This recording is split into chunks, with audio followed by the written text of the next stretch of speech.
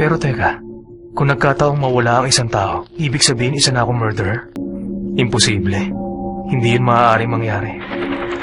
Ang phantom killer na umatake ng 6 na tao sa Shinjuku's Business District kahapon ay may hawak ngayon na 8 bata at kindergarten teachers bilang mga hostage at kasalukuyang nasa loob ng eskwelahan. Kinilala ng mga pulis ang suspect na si Kuro Otoharada, 42 years old at walang trabaho. Mukhang sisimulan na nila ang negosasyon. Ayon sa notebook, atakihin siya sa puso sa loob ng 40 seconds. Ni wala man lang nangyari. Well, gaya nga na inaasahan ko. Sandali lang po. Mukhang meron pong nangyari. Lumalabas na ang mga hostage! Mukhang hindi sila nasaktan. Nagmamadali pumasok ng building ang mga pulis.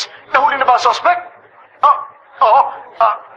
Mga kaibigan, nabalitaan namin na natagpo ang wala ng buhay ang suspect! Opo, wala na pong buhay ang suspect! Ano?